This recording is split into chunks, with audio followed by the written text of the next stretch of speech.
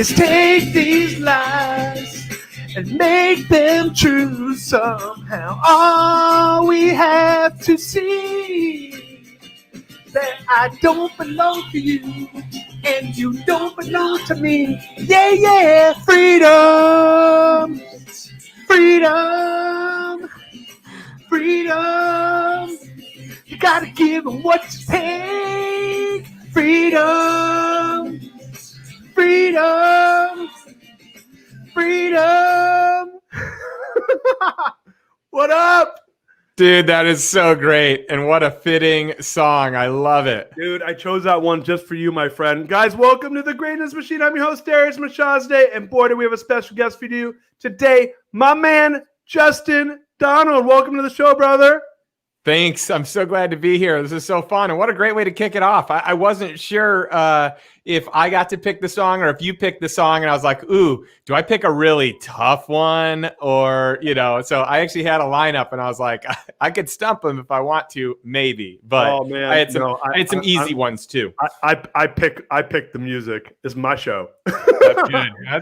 Smart move. Yeah. No, you know what? I was like, what song should I do for Justin? And I'm like, let me go look up his when you sign up for the show. I'm like, oh, his number one core value is freedom. Done. So we went there, man. Hey guys, welcome to the Greatness Machine. I'm your host, Darius Mirshahzadeh. Those of you that have watched the show, you know that we're about two things: people who are living their passions and those who are creating greatness in the world. My friend Justin is both creating greatness and he's living his passions. And I'm so pumped to have him here today. Justin, welcome to the show. Do you mind if I do a little bit of housekeeping and then we'll jump right in? Please do. That'd be great. Awesome. Guys, look, we're live. So those of you guys that are old pros to the Greatness Machine, you know we're live. Ask us questions. Start a watch party.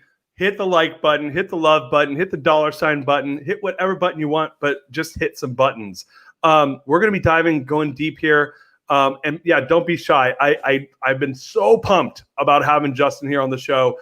I did a quick live stream with him last week, and it was me gushing about what we're going to be talking about. I did on his show. We talked about his book, and on my show, we're going to talk about his book. So we're going to be talking about his book, The Lifestyle Investor. We'll be going there in just a second. But before we go there, Justin, you mind if I give a little bit backstory about how I met you?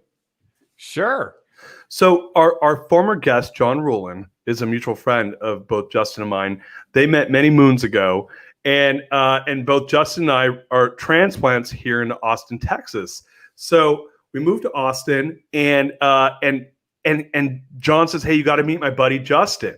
And I'm like, "All right, cool." So he lines it up, and we come in and hit it off right away. We're both writing books. We're both into money, and we're both into like trying to do some cool stuff. I mean, the fact that your number one core value is freedom, I mean, that says it all right there, right? So we end up connecting. It turns out we had the same book launch team. I mean, actually, she was already launching your book, and I was considering having Amber Vilhar launch my book. And so yeah, man, we were kind of like, whoa, I like what you're doing. And here we are, man. So I'm really pumped to have you on the show, brother. Oh, I'm so glad to be here, and I'm so glad John introduced us, and it was meant to be, because we've just had so many follow-up conversations where we're on the same page and we speak the same language, and we have, so many of the same goals in life, whether it be family goals or personal goals or business goals or investing goals. And so it's just been fun seeing your superpowers in action and being able to learn from you. And it's been a blast, man. Yeah, I mean, you're an awesome guy. Likewise, brother, and I'm so excited. Tomorrow is the big day. I want to give your formal bio. Can I give your formal bio? Sure, go for it. All right, I'm going to pull it up. I always read it. So, guys, Entrepreneur Magazine calls my friend Justin Donald the Warren Buffett of lifestyle investing. That is, when I first read this, I was like, damn. Justin is the master of low-risk cash flow investing, specializing in simplifying complex financial strategies, structuring deals, and disciplined investment systems that consistently produce profitable results. He consults and advises entrepreneurs and executives on lifestyle investing. He's a podcast host, and he has his book, The Lifestyle Investor, The 10 Commandments of Cash Flow Investing for Passive Income and Financial Freedom. And guys, it launches tomorrow. So you got to get out there and buy this book. I'm telling you right now, I'm almost done with it. And it has been like every night, My wife's a little jealous. Your book and I go to bed together. I love it. I Brian's love it, like, but are then you I don't. reading that book again? I'm like, leave me alone, babe. I don't want her mad at me. What's that? I don't want her mad at me. No. She's cool. She'll be mad at me though. But man, dude, listen, I love it, man. Like, so your book's going live tomorrow. How you feeling, man? Yeah, it's such an interesting thing to kind of be out in the world and exposed and vulnerable. So in some regards, it's really cool and really exciting. And I've been working hard for this. And then part of me is like, wow, people are going to know a whole lot about me. So that's an interesting thing to be vulnerable and share. Because I mean, even in this book, I talk about mistakes that I've made and one of my biggest mistakes ever. So but overall, it's just such a cool experience to write a book. And I feel, it's just a privilege to have the space to be able to do it.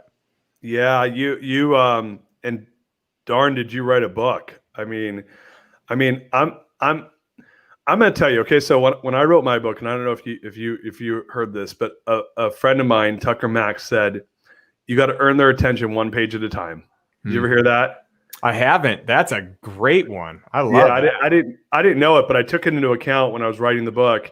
And what's funny is you'll read a lot of books sometimes of people that don't take that into account, right? And it's one of those things where you're like, I have friends that do this. I read their books. I'm like, oh, this. No offense to the friends I'm talking about right now. I'm like, but their books are not that interesting, right? Like I'm in the intro and I'm like, this book is hard to read, right? And they've not earned my attention one page at a time. So I was really careful about that. And I will tell you, brother, you earned the attention one page at a time and did a killer job. I've been crushing your book, and I'm on like page 146 right now out of 200. And it is one of those things where I'm like, I wrote a review. I said, move over Rich Dad Poor Dad. This is a life changer. Like this book. So huge congratulations. I'm so pumped for your book. And I just can't, I can't believe today's the day, man. We met, I think, back in June. And here we are 7 months later, and you're getting ready for launch. So tell us a little bit, if you don't mind, maybe tell the audience a little bit about your background and a little bit about what the book's about. And we'll start with that.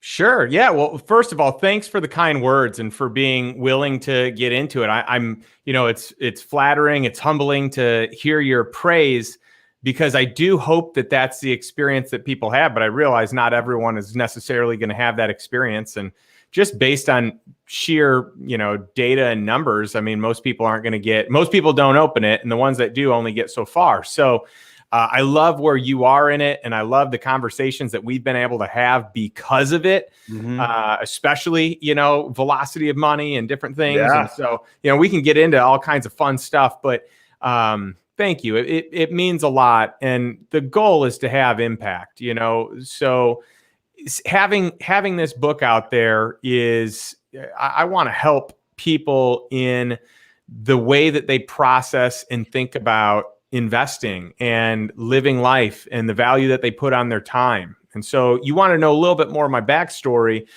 So I have worked in some sort of a capacity, whether it be sales or whether it be entrepreneurship, for most of my life. As a college student, I sold Cutco, and that's how I paid my way through college. And that's how I met our mutual friend, John Rulin. Right. And many others, Hal Elrod and John Vroman and Tim Nikolai, a lot of people, in our group and in our dad's group, Front Row Dads. And so to me, I just always learned that there was a way that you could kind of scale based on effort and based on maybe even leverage of people and technology. But I didn't really think about how you could scale with capital. Right. That one wasn't as near to me at that point in time. And so, I really began my path in an entrepreneurial role. And I did that for years. And I have started a couple of different companies, or several different companies. And I like playing the role of kind of like getting it started, but I don't want to be in the day-to-day, especially not today.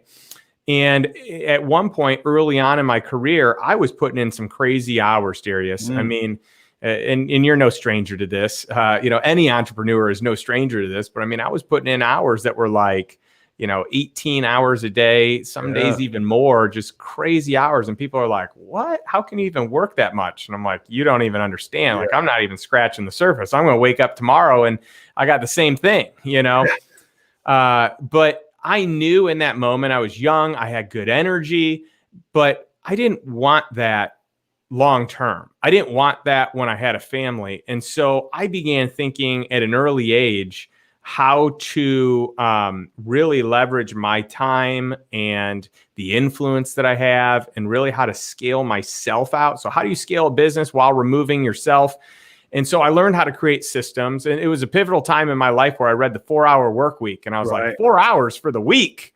Man, I can't even get to 4 hours for the day, But it was so good because it got me to think like, okay, how do I systematize stuff? How do I create, a different process here that doesn't involve me? How do I empower other people to do some of the things I'm doing? And actually, what are the things that I'm doing that are the highest paying work? And what am I wasting my time doing that other people should be doing? Right. And so that experience really helped me to be able to scale and build a big business that did well in every category without me kind of, pressing the pedal to the gas each day. And because of that experience, I've had the luxury and pleasure of coaching and advising a lot of entrepreneurs as they build and scale their company. And so that has been wonderful. But I had like a turning point in my life where I was reading the book Cash Flow Quadrant by Robert Kiyosaki. Yeah. Still probably, today I would tell you it's the most impactful book I've ever read. That had ripples on me. Yeah. And I didn't even know to the extent, but I remember reading where I was like, okay, so I've made the shift from employee to self-employed. Right. And then I remember thinking, oh yeah, I'm a business owner. So I've made the shift from business owner or from self-employed to business owner. Right. And that's like another side of the equation. So you've got one side of the equation that pays the most in taxes, and that's employee self-employed. And then the other side, you've got, the quadrant, you've got a business owner and investor. And I remember reading that and I'm like, holy cow, I'm not a business owner.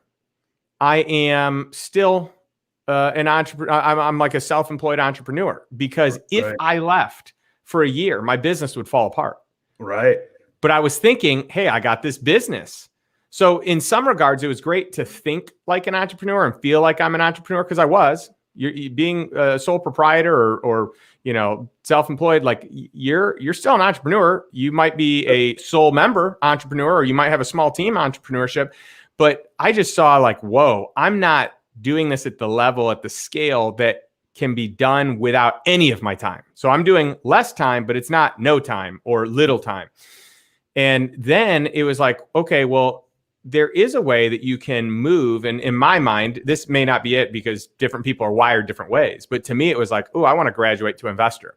I don't want to run a business. I want to invest in businesses. I want to invest in entrepreneurs. Mm-hmm. And that was a huge revelation that like, wow, I'm running a business right now. I thought I wanted to be a business owner. I actually don't think I want to be a business owner. I'm glad that I am. I'm glad I know how to do it.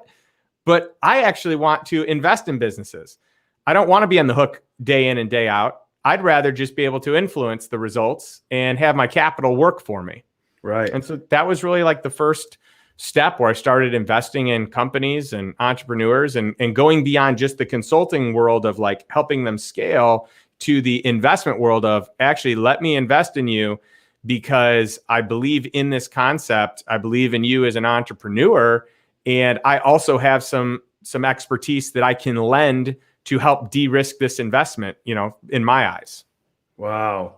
So how long ago did you make that leap? And it's an interesting leap because you kind of jumped from like the soul. I mean, I get that you were building a business within a system, right? So it was a really it's an entrepreneurial endeavor. But to your point, if you're like, hey, I'm not showing up anymore, would that have really worked, right? And the answer is maybe, maybe not, depending on what type of deal you had structured there.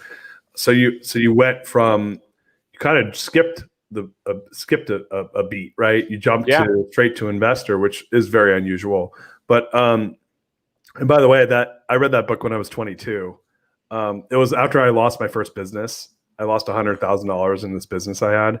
Ugh. And I locked myself in my bedroom and read books for 4 months. And I read all the Rich Dad Poor Dad and Cash Flow Quadrants, like unbelievable. If you haven't read that book, people, that's like there's like Think and Grow Rich and Cash Flow Quadrant. And there's a few others, but there's these books that are like, you have to read those books just to understand the mindset of wealthiness. So totally. Yeah. And both of those are in my resources in my book, as you know, 2 of the 25 books I recommend. I mean, those are 2 incredible books. Totally. And so yeah, so I was on that book club. I read those books when we were like 20. I love it. So what's funny is you read them and then a lot of people just don't do anything with them. I mean, I've broken a lot of those rules over life, and you kind of learn as time goes on. So, so when did you really make that first leap into investor? How long ago was that? Well, I should also say that during this meantime, I was investing. So even while I was working, running a business, I knew that I wanted to have this strategy where I could get my way, I could have my passive income equal at least what it cost me to live, and ideally what I was earning, because then it would make it really easy to transition out. Knowing what I know today, I don't think I needed to wait that long. And it was amazing, the abundant opportunities that really showed up. And, what time does when you buy your time back, it's amazing what happens and what you fill your time with and the space that you have to think and process stuff. So, while I was, running a business, I'm investing in real estate and I'm buying, I've got rental units that are cash flowing. Well, at a certain point, I had more in cash flow than what I was earning in the business. And so I was like, okay, well, now it's probably time to move on. And so, and so I did. I remember some of my friends were like, you are crazy. You're leaving. You could earn twice as much if you just keep doing that. And I'm like, you don't understand. My goal is not to earn more money. My goal is to buy my time back. Yeah. And once I have my time, then I can spend it the way that I want. And that is way more valuable to me than X amount more dollars. You're such a wise soul, because I think what most people, and I say this like because I literally do the same thing. I'm like, I want to go make more. But and I have a coach who I'm working with who said the champions all know the idea around restraint. So the champions, those who win, are those that master the skill of restraint, right? So I love that you essentially did that. You knew you had your target out there, and then you didn't get caught up in the noise of, which everyone does this, right? Or almost everyone. Clearly you didn't. Where you're like, I'm making twice as much money as I was before. What if I make double on both sides, right?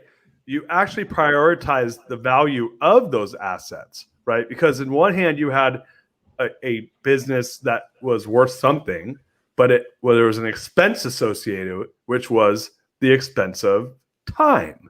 Yep. On the other hand, you had an asset that required less time or no time that paid a certain amount of money.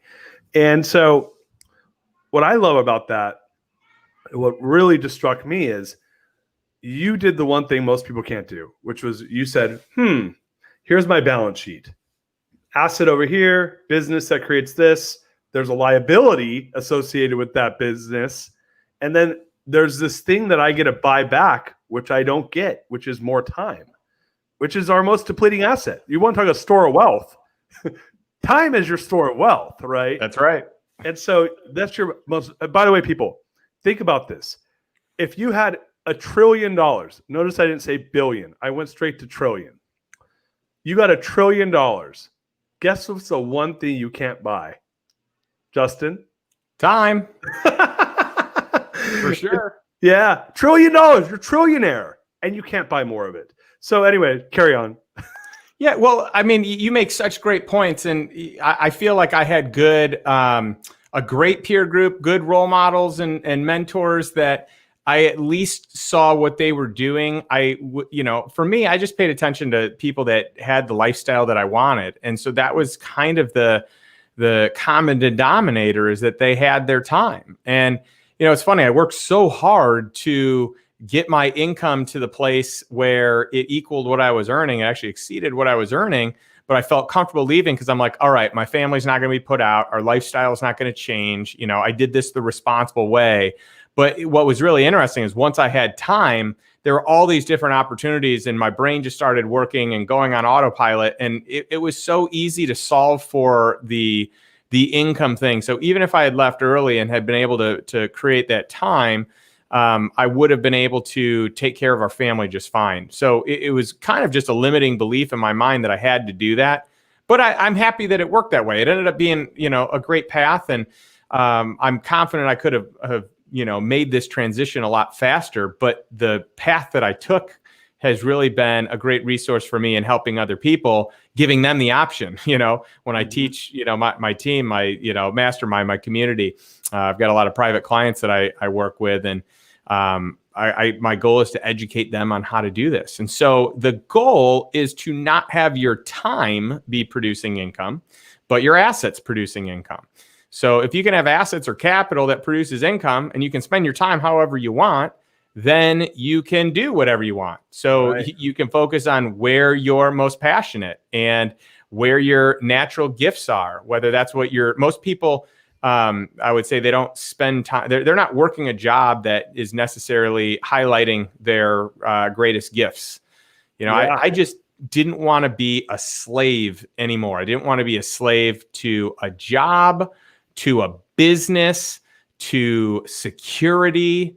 I just didn't want to a lifestyle. I just didn't want to be a slave. And what's interesting, it's like a lot of people do this. I'm a perfect example of someone who does this. You leave like one thing to start a business because you're like, oh, I'm going to have way more autonomy here and freedom, and this is the way to do it. But then you end up becoming a slave to that. And if you're not careful, you end up working more hours. But then you have this tricky thing in there, which is, hey, if you work harder, you can earn more. So then it conditions work ethic, which that's good. But if you're not careful with the boundaries, then work ethic becomes the most important thing. And you just work and work and work and work for accumulation's sake. And I just didn't want that. And by the way, that it's not that I want to make this really clear. My natural default is probably that, right? So it's easy for me to work hard. It's hard for me to be disciplined to not work too many hours and to make sure that I'm giving my family the time that they need and deserve, but also that I have the right energy for them, right? I can't just show up drained. So that, sometimes it's really interesting because I tell people like parenting, that doesn't come as natural to me as business comes to me. Right. Like I got to work a lot harder at the parenting thing than I got to work at the business thing. So it's almost easier to default in the business thing because I'm already good there. Right. And just little tweaks can, help me grow so much better. And so I got to be careful. I got to be intentional because it would be easy to default over here. Well, let's not default. Let's be intentional and spend time over here. So to me, it's just important to be proactive and create a life by design versus a life by autopilot. This thing happened. Let me react to it. This problem, let me react to it. Mm-hmm. I'd rather say, hey, let me create some space. Let's create a technology-free zone. Let me figure out what it is that I want. And let me be intentional towards what that looks like. So I'm living life on my terms, not just by what happens when I'm not intentional. Right. And so one of the things that I read in your book that I loved, and I loved the way, this is kind of a compliment to the book as a whole, is it really makes this complex, scary world of investing on your own, because a lot of your stuff is around real estate and private equity, and this is people betting on their own abilities to find deals or working in a mastermind group like yours. But you have to have that mindset that like, I don't need a financial advisor to feed me their deals, right? Mm-hmm. Which that's a whole can of worms we'll open up in a minute here. But the first thing that struck me about your book that I'd love for you to talk about, and you already touched on it a little bit ago, is this idea of replacing your minimum income, right? Like it wasn't about replacing it. And like when I first read it, I was like, because it's a kind of a big elephant to bite off, or someone's making, call it 80 grand a year, and they don't have a lot of assets and they're trying to solve for 80 grand, right? They're like, I got to go earn 80 grand. Especially right now, let's say you're buying real estate and they're not good at finding deals the way maybe you are, and they're getting a 5% return on their investment. They're like, okay, 80 grand. That's like, what is that? Is that like, that's like 3%, right? Something like that. I'm picking a big number. Maybe I'm off by that. But the point is that it's a couple $1 million of real estate, right? And they're like, I don't have a couple $1 million. So how am I supposed to replace 80 grand to get to my minimum viable income, or to get to my current income? And what the one thing you said that was like, when you said it, you said, great, I want to replace my income. But before I did that, I actually calculated what is the absolute minimum I need to live off of. If I was like, having like the belt tight as possible, and I want to replace that first. Do you mind walking us through that? Yeah, sure. So I love that you clued in on that, because it is intimidating to be like, all right, let me replace what I earn. That's intimidating. Like, that's a big jump. Yeah. And if you're looking at the big number as your annual number, that's big. But what if you break it down and you say, hey, let's just look at this like a business. If you look at a business, what's really important is that you have a profit and loss. And a lot of people stop there, or maybe you have your balance sheet as well. But what most people, I think, don't give enough time and attention to is the importance of cash flow, your cash flow statement. And so to me, that is the most important thing, because your P&L can say one thing, and that's good for accounting purposes, but for real life, day to day, your cash flow statement is everything. Like, that's what you live and die by.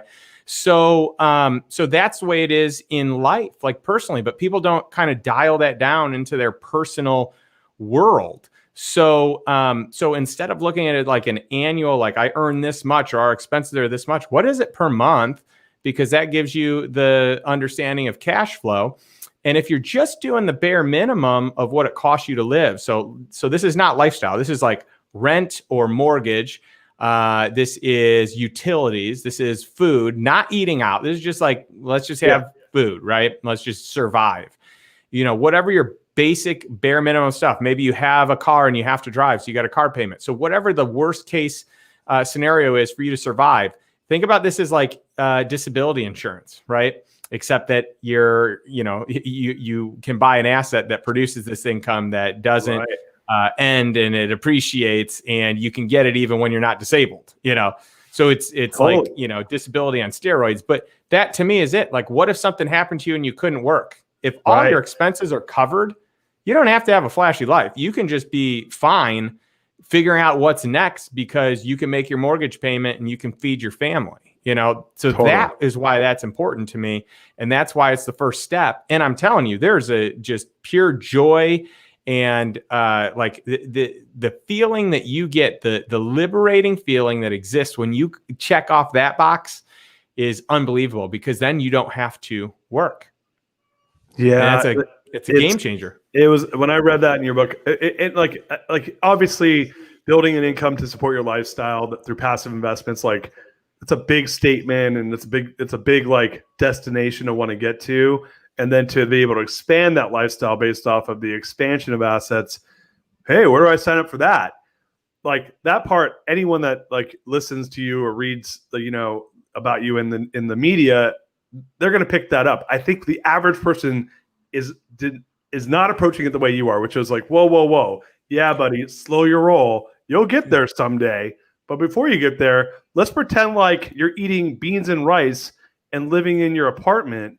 What's the minimum that you got to earn to support that? And then what I love that you took next was, then we start to chip away at building the ideal lifestyle through acquisition of assets. And one of the things that you said in your book, which I was like, I did this, by the way, once, so I appreciated when you said it, which was, I want to buy a new car, right? Well, what most people do is they go and they get a loan to go buy the car, and then they buy the car, and then they have a liability that is a depreciating asset. Anyone that has ever bought a car knows that they don't generally go up in value. They go down in value. So now you have a debt against a depreciating asset. And at the end of that debt, you have maybe a little bit of equity left, and then pretty much the useful life of those cars goes away, and you go get another one. And by the way, then you're on a little treadmill. I love that treadmill. But that's another situation. Your approach, which was, I don't want to do that. I'm going to go buy an asset that's going to produce $600 a month of free cash flow, and I'm going to take that $600 of free cash flow, and I'm going to go buy a car with that. Now I got an appreciating asset that's actually paying for my car. And by the way, there's a guy I heard yesterday, and I'm blanking on his name. He's a big real estate guy, and he said he did the same thing to buy a Ferrari. That's how he bought his Ferraris. He's like, I didn't buy a Ferrari. 11 years I grinded, and then I bought assets that paid for my Ferrari payments. So I thought of you right away. This is last night. Awesome. In the clubhouse, and I heard this, and I was like, it's a total Justin Donald move. But yeah, do you mind talking about that? Yeah, I love hearing that. Yeah, I mean, the goal. So the whole goal here is, let's not get rid of what could be your principal that you earn interest on, or that you get your cash flow from. Let's put it into something. So right now you've got the Fed printing money like no one's business, right? I just read an article that 40% of the dollars in the US were just created in the last 7 to 8 months. So think about that for just a moment. Like almost half of the money that exists in our world was just printed. So if you think inflation's only 3%, like they're telling you, you might want to reconsider that. Jesus. Yeah. So the value of the dollar is going down, hence inflation, right? Inflation only exists. I was talking to someone and they're like, we were talking about inflation and they didn't understand what it was. They're just like, oh yeah, prices go up. And I said, no, prices go up because more money's printed. So it makes the dollar less. So prices of things have to be more. So if we weren't printing money, we wouldn't have inflation. So that's an important concept. But if we're printing a lot of money, one of the best hedges to having your dollars devalued, because if you're just saving, you're losing money. If you're investing but not getting a return that equals the fees that you have, or the volatility, or the inflation that exists, you're losing money. But one thing I do know to kind of hedge that is to buy an asset, because as monetary supply expands, assets expand. Right. And so that's just a nice way to kind of lock in gains that your income is going to grow as more money is being printed. So I think that's really important. And so if I can buy an asset that's going to appreciate, but then kick off cash flow, and I can use that cash flow to fund the things that I want, I can feel a lot better about getting them, because now what's paying for it is not money that I could, I'm not eroding what I should be earning money to live on. I've got that. And that's why I'm getting this new vehicle, and I'm adding an extra asset that produces the cash flow. It's just a one-time distribution. And I say the same thing about different investments. If you're going to invest in something risky, do it off of cash flow, because then it's just a 1 month, outflow of cash, but you didn't actually lose. You're not investing that whole asset on it. You're just investing a portion of the cash flow on it. Yeah, I thought that was so smart, and such a great way to think about how am I paying for my stuff, right? Because I think the game's rigged, right? And I mean, the more I went into your book, I was just, like, our brains are so connected. I'm like, God, Justin did such a great job of basically writing exactly what I think. I love it. I love it. Thank you. And I just kind of have landed on some of this stuff organically, where I'm like, oh, I'm not going to, I'm going to take the money I was going to get on a car loan, or I'm going to go get a car loan, but I'm going to go take the money and I'm going to invest it in this asset and arbitrage it, and then pay for my car with some of the returns. So I did that a few years ago with my wife's car. And then I read your thing. I'm like, oh, I did that. But, again, intuitively landing there. One of the other things I really loved about the book, there's a few major concepts that some of it's like, higher level. Like, I can tell it's one of the reasons people are running to join your groups, because it is harder. I could see how people would be like, I don't know how to do that. Right. And you're going to need some extra hand holding. But some of the stuff was like super obvious that the average person who is financially illiterate gets crushed on. And so I'd love for you to talk about this idea of real rate of return versus average rate of return. Because when I read that, I was like, oh, I'm going to curse right now. Oh, those MFers. Like, I hate when they do that. And by the way, what he does, do you mind if I just give a little something to you on Oh yeah. Okay. Go for it. So probably 9 out of 10 financial advisors are going to hate Justin, because he's going to make them be and rightfully so. Screw them. Like, fuck those people. They need to do better by their clients, and you're just a person that's calling them out on their bullshit. And there's some good financial advisors out there. There's tons of fiduciaries, as you talk about in your book. You go deep into fiduciaries. There are some amazing fiduciaries, but there's a lot of scumbags who are just out there trying to collect fees in the name of doing good by their clients. And so one of the things that you talked about was average rate of return versus real rate of return. Everyone that's listening to this show right now, open your ears up, because you're about to learn something that most of you probably don't know. So this one is really troubling to me, and this one is really, a systemic, like institutional, high level. This is the conventional financial services world, where numbers are shown based on average returns, not based on actual returns. So an average rate of return, you might have, let's say it's up 10% one year. It's up 3% another year. It's down 4% another year. It's up 2%. It's down 8%. Well, what an average rate of return is, you average all those numbers together and you get an average number.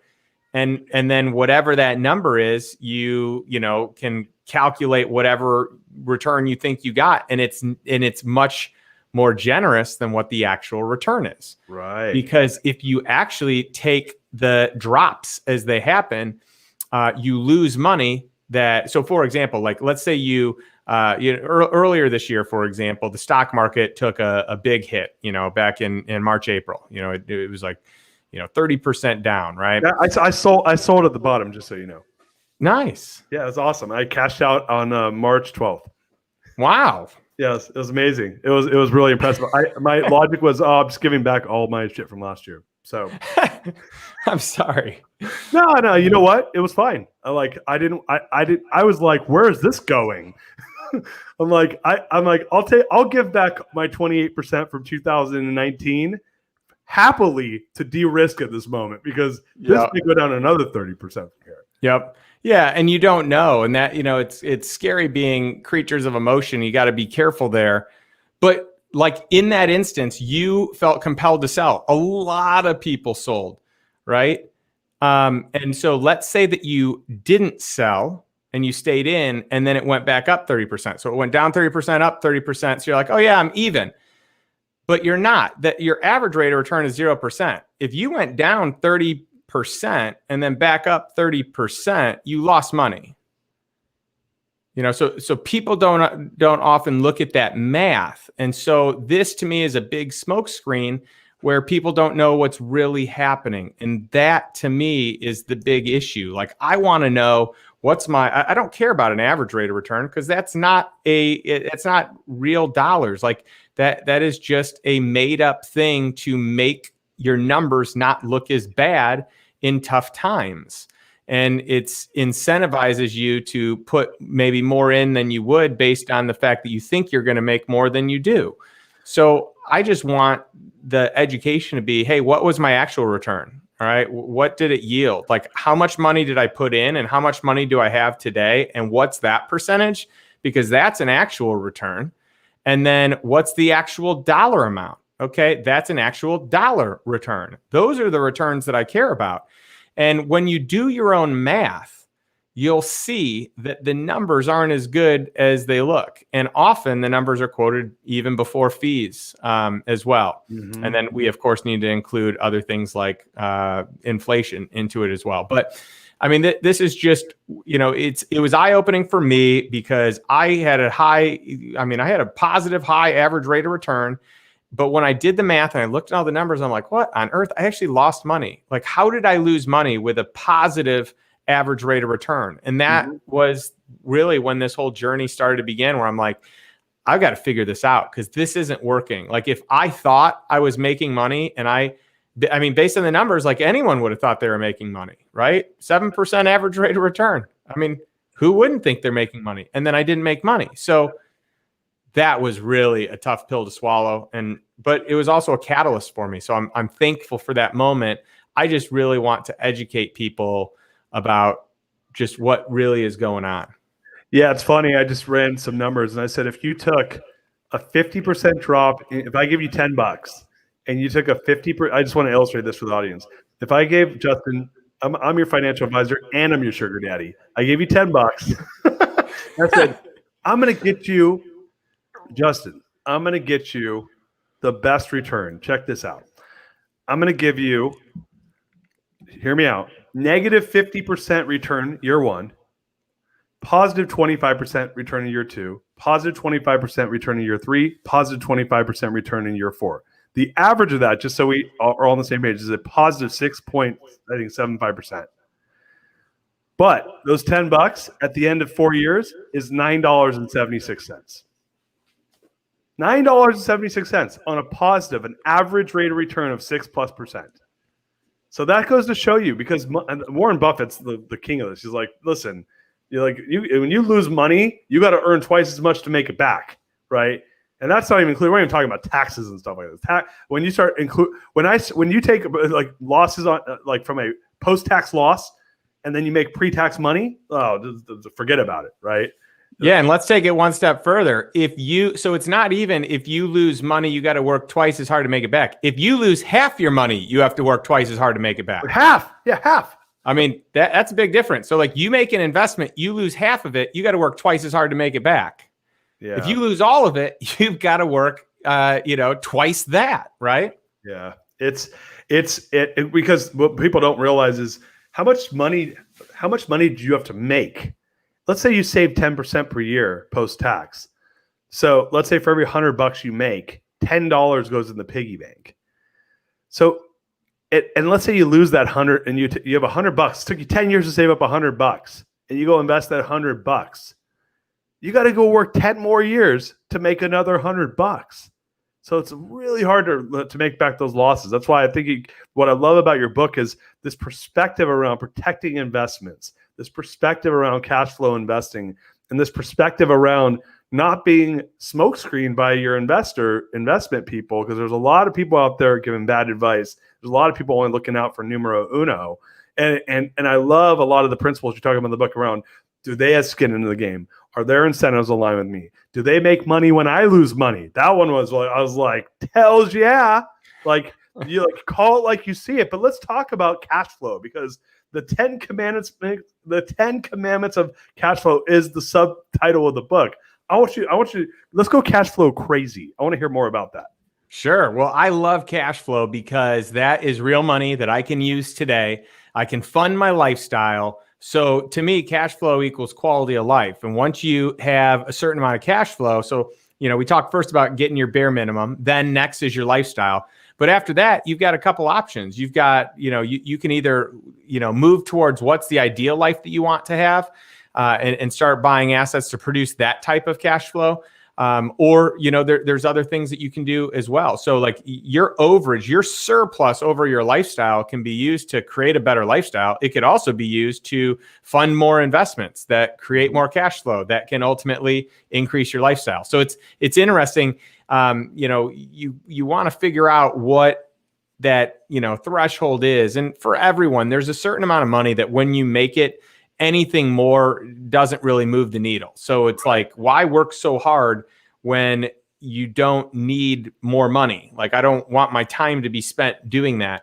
But I do want to have the opportunity to do good in the world. For me, it's not about buying stuff. I like experiences and I like impact. And so as I'm able to earn more, it gives me more opportunities of what I can do with that for the people that, I care about and for the organizations that I care about. But your cash flow really is what buys you freedom. It buys you lifestyle. It buys you time. It buys you all the things that you want. Most people, they're so focused on trying to earn more. But really it's earn the income that you don't have to put any time into. Yeah. That is the game changer. And then once your time is free, imagine what life looks like when you can spend it with whoever you want to spend it with. You can travel wherever you want to travel. You can do whatever it is that fills you up, that you're most passionate about, that you can have your life be devoted to purpose. Or maybe it's the thing that you've wanted to do and you've been scared to do because you've got a safe, secure job right now. So I think that the shakeup this year with the pandemic is a great indicator that, I don't know that there's a whole lot of like safe, secure jobs. So No. if that's the thing people are holding on to, I'd encourage them to not do something just based on that, because that limits the variety that creates excitement.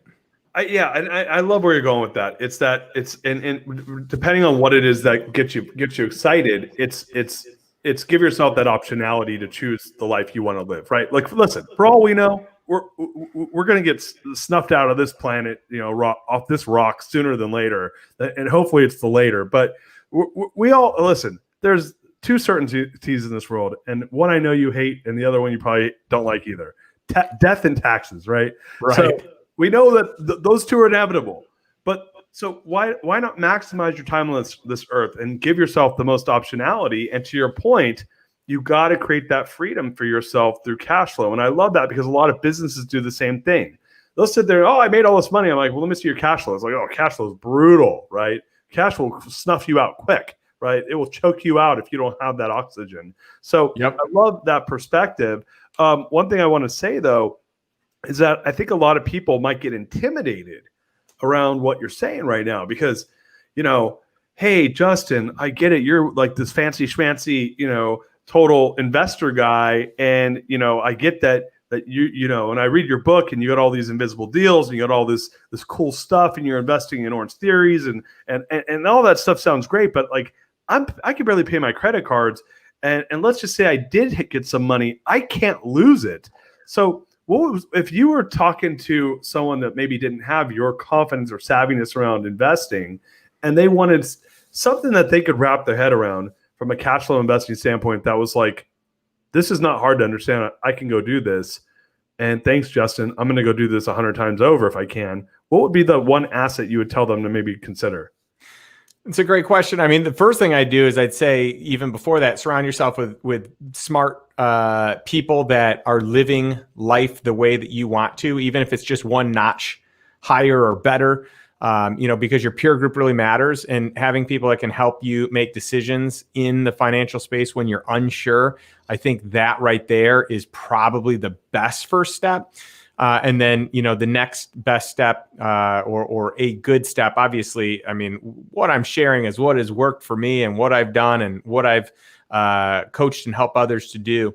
And so, I don't want it to be misconstrued as financial advice, but I love sharing what has worked. So, to me, investing in real estate always made sense to me because you can put much less down than the cost of the asset, and you can use other people's money, a bank or other investors, to buy it. And there's intrinsic value. If you buy an asset in a good market at a good price, and there are people that can help you do both of those, find a good market, find a good price, it's hard to lose money. It really is. And so you can model out what the cash flow is going to look like, but to me, that is a good place to start, because you get some tax deductions for that. You get a chance to really see how it's working. If you're talking about much less that you can't buy your own deeded property, then I think you invest in other groups that are doing this, where, like, let's say that you want to learn how to do real estate. Well, maybe it makes sense for you to invest in a syndication or in one of these crowdfunding type of operations, as long as, again, it's a good deal. But you can put as little in as you want, but you're part of it. You're learning it. Once your money's exposed, you'll be amazed at how much you can learn about it. So, I mean, those are a couple of options. And I mean, there's tons of other stuff out there. You can get involved in funds as well, because those are less risky, especially if it's like a senior secured credit fund or debt fund, where everything's collateralized, by more than the loan amount, and you're in first position because you're a senior debt holder. So there's lots of ways you can do it, but I think the way that you might get the most ahead is getting equity in something with cash flow at the same time. Mm-hmm. Yeah, I love it. And again, that can be done on your own, or it can be done with a group. Yeah, you don't have to foot that whole bill. To your point, it's so much easier to invest now than ever before. You can fractionally get into real estate by just doing some homework. There's sites like Fundrise and some of these other sites that are pretty well diligenced. They spend a lot of time doing the diligence on the properties. I like, obviously you're doing a lot of cool stuff. So listening to thought leaders like yourself, Financial Samurai is a cool newsletter where he teaches a lot in there. I like that one for people that are maybe a little bit less confident, that want to learn. But to your point, and the investment might even just be investing in your knowledge to start with. Do you mind touching on that a little bit? Yeah, I mean, I think that's huge. It's chapter 10, or it's commandment 10 in my book, which is every dollar gets invested. And the whole point of that is the education side of it is an investment, and it's learning from people that are wiser and smarter. I mean, I love podcasts for this reason, because I can listen to people that, know things that I wouldn't be able to just go meet, but I can listen to what they say. I mean, that's the reason I started my podcast, the Lifestyle Investor Podcast, is because I have a lot that I want to be able to share and just put out there, and people can, learn it. And so I like being a fly on the wall in other people's rooms, so podcasts are just amazing to me. Books are amazing to me, and so like finding mentors, getting into business groups, getting into, masterminds or communities where you have extended time and you develop some good relationships. I mean, that's huge. And then investing in the right advisors, finding people that are smarter than you, that play the game, whatever theirs is, at the highest level. I think it's really important to have a tax advisor. Generally, this is going to be someone different than your CPA, but it could be inside the same operation. So for me, I have a tax advisor. I've got a CPA. I've got an attorney. I've got several different attorneys depending on what the thing is, but I've got my go-to attorney. I've got my real estate attorney. I've got my contract attorney. And that can be built over time. I started with just one attorney, and then I think having someone that focuses on estate planning at a certain point, I mean, at a bare minimum, having, a will in place to avoid probate if anything happens. I think that's imperative. But at a certain point, when your assets become large enough, it makes sense to, really get a trust or a better, different type of structure than a will. So, for sure. So let me ask you, I want to ask you one question. We're winding it towards the end of the hour here, but so you got 10 commandments. Which of those commandments is your favorite commandment of investing? Oh, man. That's not even a fair question. I mean, I love them all. They're all special to me. It's like, how do you pick your favorite child? Each child is special. What I will say is that I listed commandment 1 first, which is lifestyle first, because that to me is the name of the game. The book is not the investor's lifestyle. It's the lifestyle investor. It's putting lifestyle before anything else. And by the way, to me, lifestyle is relationships. It's people. Mm-hmm.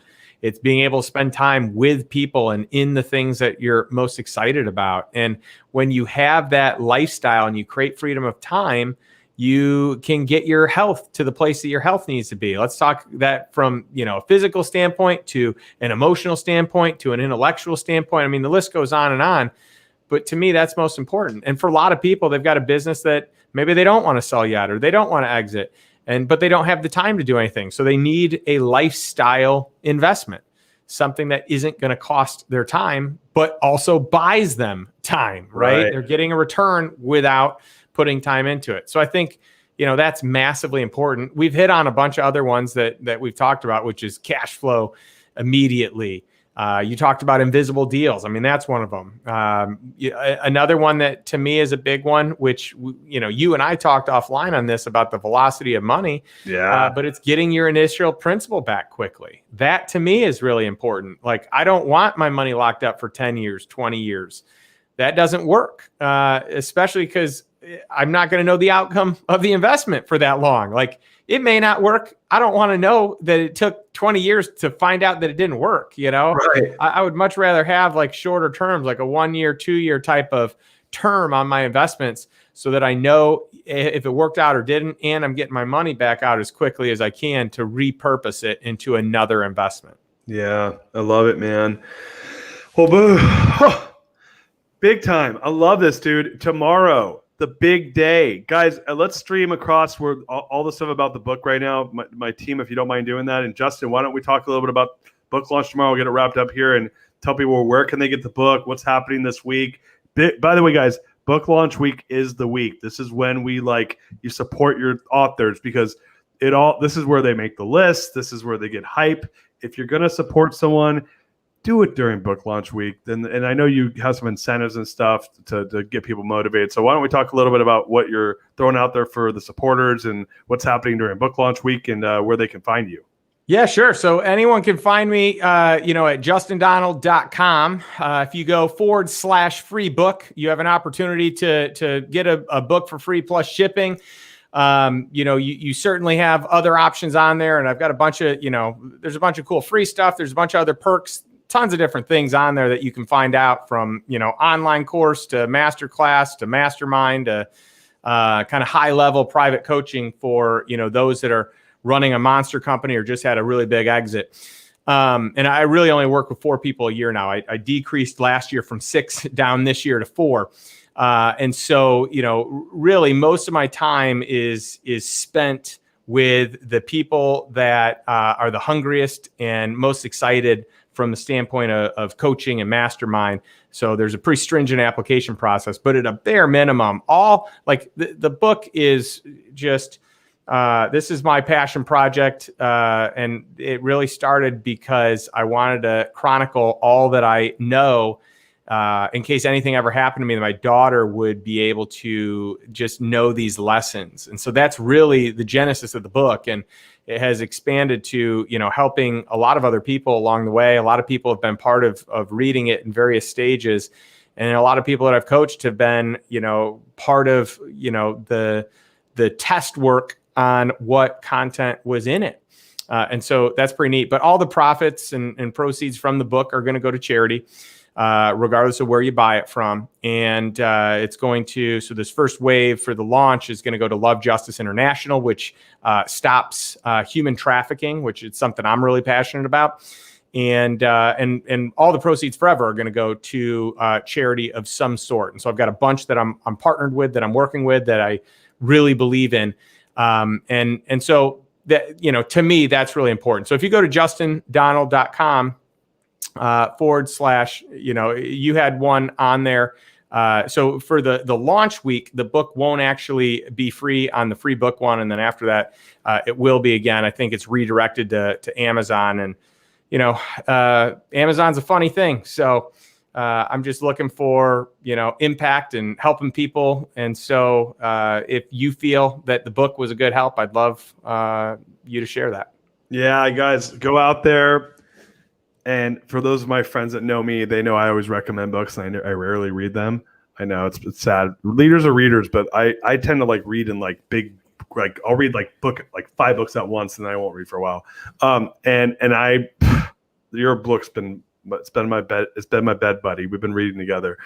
So guys, great book, amazing mind shift around how to think about your investing and really think about the most important asset you have, which is your time and your lifestyle. So how can you get there faster, better, and quicker, and in a more efficient and effective way? Lifestyle Investor is the book that's going to teach you that. I highly, highly, highly recommend you go out there and grab a copy of it.